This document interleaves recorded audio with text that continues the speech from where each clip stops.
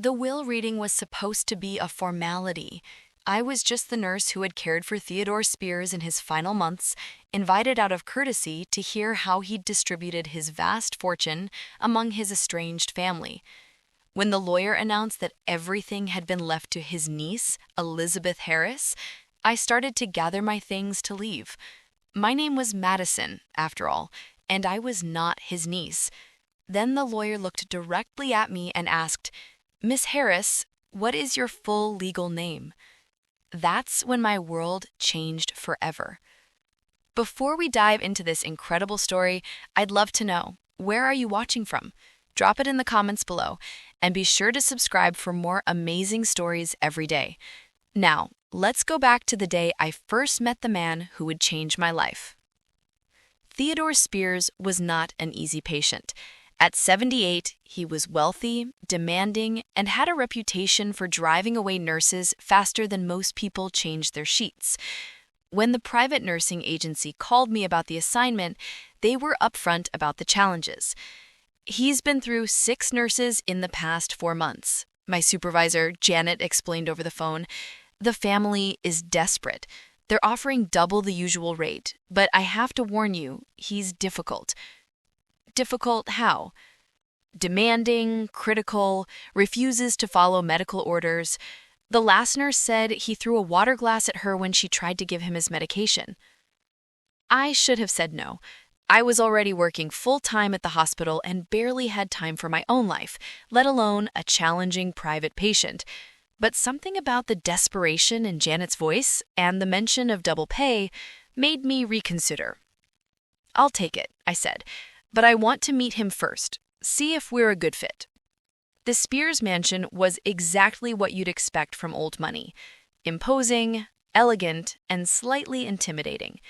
The housekeeper, a stern woman named Mrs. Clark, led me through rooms filled with antique furniture and oil paintings that probably cost more than I made in a year.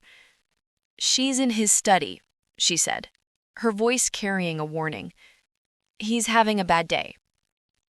I found Theodore Spears sitting in a leather wheelchair by a massive window overlooking manicured gardens. He was a small man, made smaller by illness, but his eyes were sharp. When he saw me, his expression immediately hardened. "Another one," he said dismissively. "How long do you think you'll last?" "The record is 3 weeks." "It depends," I said, pulling up a chair to sit at his eye level. "How long do you think you'll need a nurse?" He studied me with surprise. Most people, I imagined, either cowered before his wealth and reputation or tried to placate him with false tearfulness. I was doing neither. "The doctors say I have maybe 6 months. Pancreatic cancer. Nothing they can do except manage the pain and wait for the inevitable." "I'm sorry," I said, and I meant it. "That must be frightening." "Frightening?" He laughed, but there was no humor in it. "Young lady, I've lived 78 years, built a business empire, and accumulated more money than I could spend in 10 lifetimes. I'm not afraid of dying. I'm afraid of dying alone, forgotten, with nothing to show for my life except a bank account." There was something in his voice, a loneliness so profound that it made my chest ache. "What about your family?" "What family?" His voice turned bitter. "I have a collection of distant relatives who haven't spoken to me in years, except to ask for money. They're circling like vultures now, waiting for me to die so they can fight over my estate." "That sounds lonely." "It is." He looked at me with those sharp eyes. "So, Miss Harris, Madison Harris. Miss Harris, are you here to steal from me, placate me, or actually help me?" "I'm here to take care of you," I said simply. "Whatever that looks like." Something in my tone must have convinced him, because his expression softened slightly. "We'll see," he said. "We'll see." Over the next few weeks, I learned that Theodore's reputation for being difficult was largely a defense mechanism.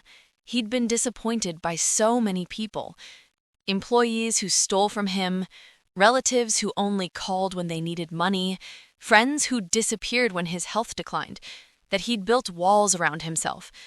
But underneath the gruff exterior was a man who was intelligent, well-read, and surprisingly funny when he let his guard down. He'd grown up poor during the Great Depression, built his fortune through hard work and smart investments, and had never married or had children. "I was too focused on business," he told me one afternoon as I helped him with his physical therapy exercises. "Always thought there would be time for a family later, but later never came." "Do you regret it?" "Every day," he said quietly. "Money can buy you a lot of things, Miss Harris, but it can't buy you people who genuinely care about you." As the weeks passed, our relationship evolved from professional to something approaching friendship. I would arrive each morning to find him waiting in the study with a book he wanted to discuss or a story he wanted to tell. He was fascinated by my life, my work at the hospital, my small apartment, my simple pleasures. "You seem happy," he observed one day, "despite not having much money." "I have enough, and I have work that matters. People who care about me. That's more than a lot of wealthy people can say." "Indeed," he said thoughtfully. Theodore began asking me about my family, my background, my dreams for the future. I told him about growing up with my single mother, about putting myself through nursing school, about my hope to someday open a free clinic in an underserved community. "Your mother raised you alone?" "Yes. My father left when I was very young. Mom never talked about him much, just said he wasn't ready to be a parent." "And your mother's family?" "She didn't have much family. My grandfather died when I was in high school, and I never got to meet my grandmother. Mom always said we were good enough on our own. She's been gone for 2 years now, had suffered with respiratory disease." Theodore seemed particularly interested in the details, asking follow-up questions about my mother's maiden name, where she'd grown up, when she'd moved to our city. I assumed he was just making conversation, trying to understand the life of someone so different from himself. As his condition worsened, Theodore became more reflective, more concerned with his legacy. He spoke often about a niece he'd lost touch with decades ago. "Elizabeth was my sister's daughter.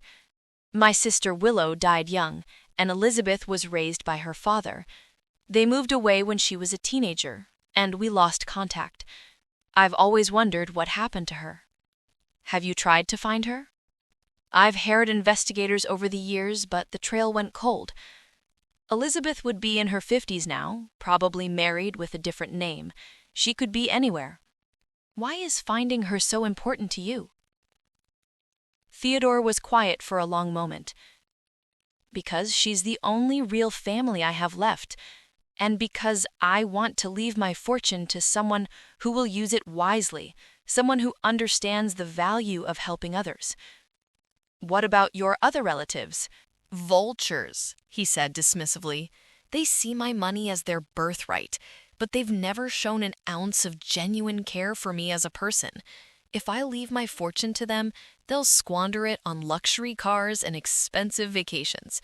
I want my money to do some good in the world." In his final weeks, Theodore's health declined rapidly. The pain medication made him drowsy and confused, but he still insisted on our daily conversations. He seemed to be working on something important, making phone calls and meeting with his lawyer, but he was secretive about the details.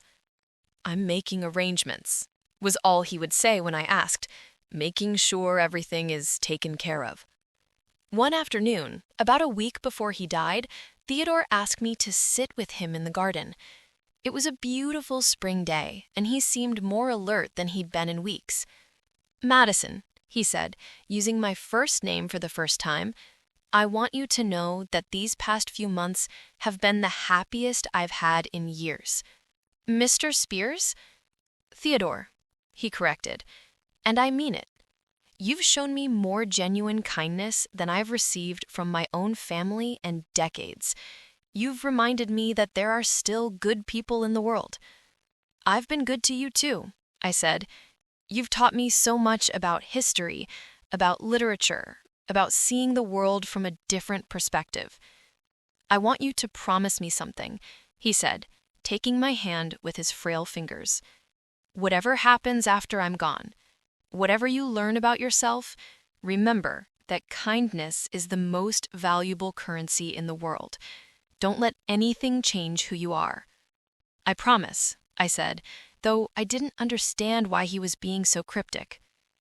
Theodore passed away 3 days later, with me holding his hand. His final words were, "Thank you for seeing me as more than just a rich old man." The funeral was a small affair, attended mostly by business associates and distant relatives who looked more interested in the reading of the will than in mourning Theodore's passing. I sat in the back, feeling like an intruder among people who had known him far longer than I had. After the service, Theodore's lawyer, a distinguished man named Charles Hill, approached me. "Miss Harris, I'd like you to attend the reading of Mr. Spears' will tomorrow afternoon. He specifically requested your presence." "I'm just his nurse. I don't think I belong there." "Mr. Spears was very clear about wanting you there. His staff is requested," Mr. Hill said firmly. 2:00 tomorrow at my office." The next day, I found myself in an elegant conference room surrounded by Theodore's relatives, cousins, nephews, and nieces I'd never met but who had suddenly appeared when they learned of his death. Some other members of his staff were there: Mrs. Clark, the housekeeper, Mr. Allen, the driver, and Mrs. Linetti, the cook. Mr. Hill cleared his throat and began reading from a thick document. "I, Theodore James Spears, being of sound mind and body, do hereby make this my last will and testament." He read through a series of small bequests, money to charities, gifts to long-time employees, as Mrs. Clark, Mr. Allen, Mrs. Linetti, and Mr. Hill himself. Modest sums to various relatives. The family members shifted restlessly, waiting for the main event. And now, regarding the bulk of my estate, valued at approximately $12 million, the room fell silent. You could have heard a pin drop. I leave my entire remaining fortune, including all properties, investments, and liquid assets, to my beloved niece, Elizabeth Harris. The room erupted. Theodore's relatives began shouting, demanding explanations, threatening legal action. But I barely heard them. I was staring at Mr. Hill in confusion. My name was not between the employees that were rewarded some money and gifts. Why was I there? I realized some misunderstanding had happened. My place was not there between the shoutings of Theodore's relatives. I'd be better if I leave the room quietly. As I was heading to the door, Mr. Hill raised his voice above the chaos. "Ms. Harris, I was referring to you." "I think there's been a mistake," I said, not understanding what he meant. "I was not mentioned in the staff part of the will." "Yes, because the final part was directed to you, Miss Harris." "What do you mean?" "My name is Madison, not Elizabeth." Mr. Hill held up his hand for silence. "Ms. Harris, may I ask what your full legal name is?" "Madison Elizabeth Harris," I said automatically. "But I've never gone by Elizabeth. I've always been Madison."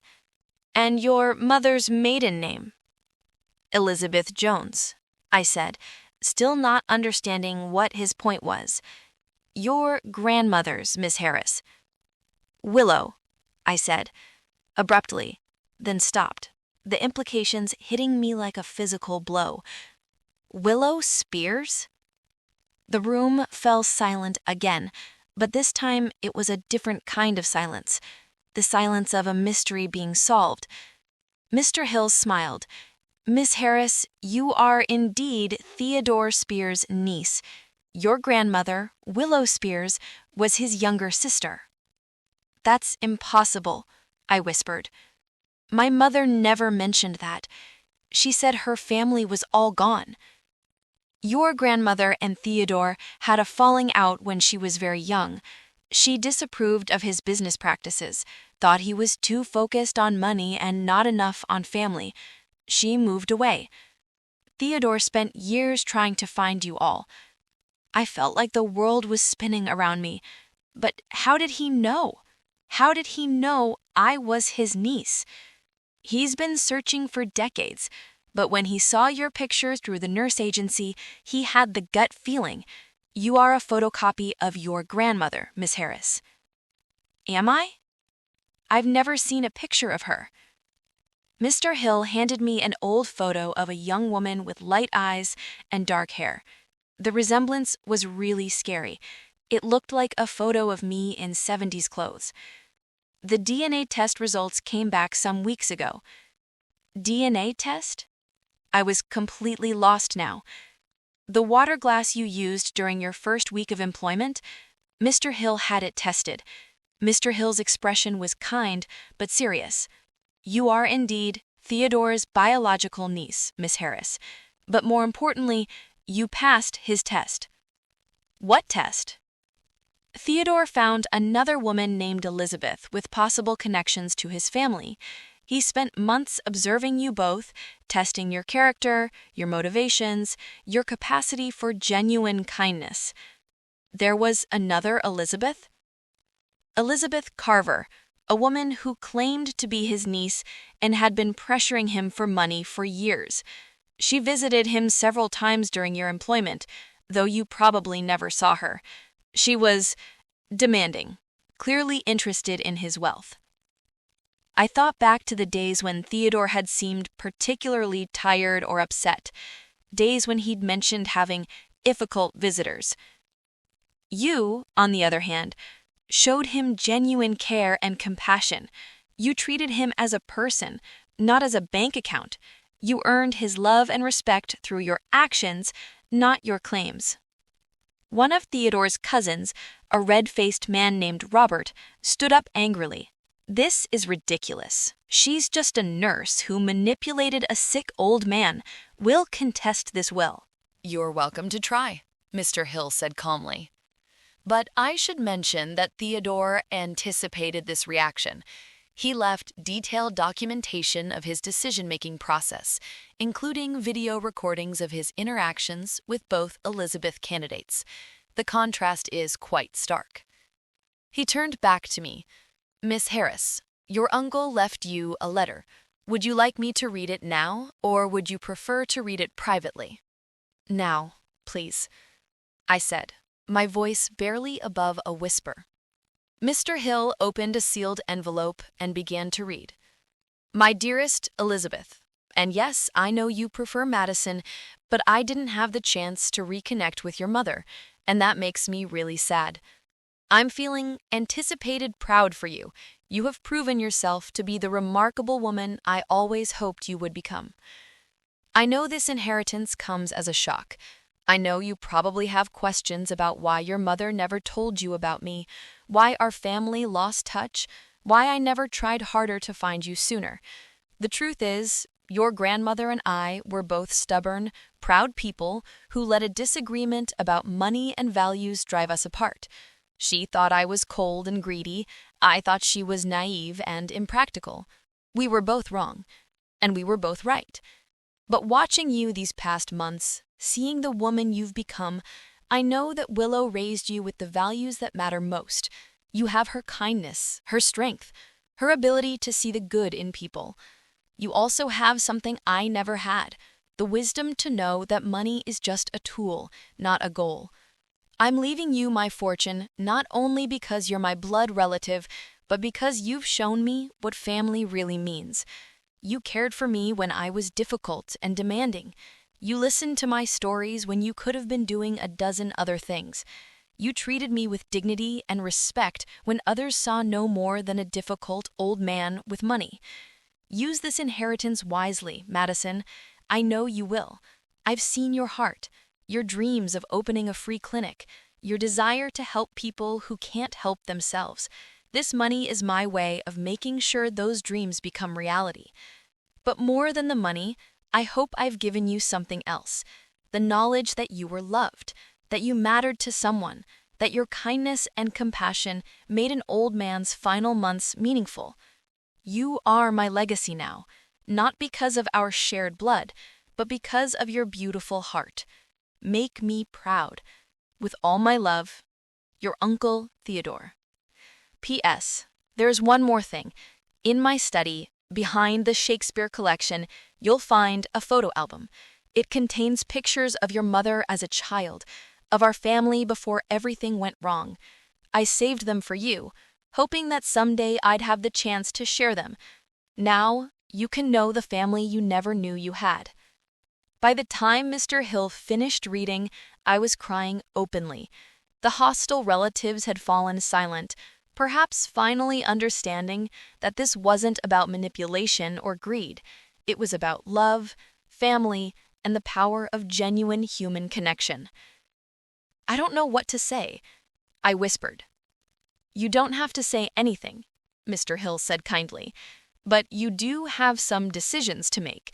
This inheritance comes with significant responsibilities." Over the next few hours, Mr. Hill explained the details of Theodore's estate. In addition to the $12 million, I had inherited his mansion, his art collection, and several investment properties. It was overwhelming, almost incomprehensible. "What am I supposed to do with all this?" I asked. "Whatever you think your uncle would have wanted. But I suspect you already know." He was right. Even as I sat in that conference room, surrounded by more wealth than I'd ever imagined, I knew exactly what Theodore would have wanted me to do. 6 months later, I stood in the lobby of the Theodore Spears Community Health Center, watching as families from the underserved neighborhood streamed through the doors for free medical care. The mansion had been converted into a state-of-the-art clinic, with the finest equipment and a staff of dedicated healthcare professionals. The art collection had been donated to local museums, with the proceeds funding a scholarship program for nursing students from low-income families. The investment properties had been converted into affordable housing for seniors and families in need. I kept enough money to live comfortably and to ensure the clinic's long-term sustainability, but the vast majority of Theodore's fortune was now working to help people who needed it most. Mrs. Clark, Theodore's former housekeeper, had stayed on to help manage the clinic's operations. "Mr. Spears would be so proud," she told me one afternoon as we watched a young mother leave with her healthy baby after a free checkup. "I hope so," I said. "I'm still learning how to be worthy of his trust." "You already are," she said firmly. "You were worthy the day you chose to see him as a person instead of a paycheck." That evening, I sat in what had once been Theodore's study, now converted into my office at the clinic. On my desk was the photo album he'd mentioned in his letter. Pictures of my mother as a laughing child, my grandmother Willow pregnant, and Theodore as a young man, of a family that had been torn apart by pride and misunderstanding. There was one photo that particularly moved me, my grandmother and Theodore as teenagers, their arms around each other, both grinning at the camera. On the back, in my mother's handwriting, were the words, "Willie and Teddy, best friends forever." Now, sitting in the quiet of the evening clinic, I understood what Theodore had meant about legacy. It wasn't about the money or the property or even the good works the foundation would accomplish. It was about the connections we make, the love we share, the way we choose to see and treat each other. I'd started as Madison Harris, a nurse who thought she was alone in the world, except for her mother. I discovered I was Elizabeth Harris, heir to a fortune and a family history I'd never known existed. But most importantly, I'd learned that family isn't just about blood or names or inheritance. Family is about the people who see you, really see you, and choose to love you anyway. Theodore had seen past my simple life and modest means to the person I really was. And in return, I'd seen past his wealth and reputation to the lonely, loving man underneath. The inheritance had changed my circumstances, but it hadn't changed who I was. I was still the same person who believed in helping others, who found joy in simple pleasures, who measured wealth in relationships rather than bank accounts. But now I had the means to make a real difference, to honor the memory of a man who taught me that the greatest legacy isn't what you leave behind, it's what you inspire others to become. As I locked up the clinic that night, I thought about Theodore's final words to me. Thank you for seeing me as more than just a rich old man. But the truth was, he'd given me far more than I'd given him. He'd given me a family, a purpose,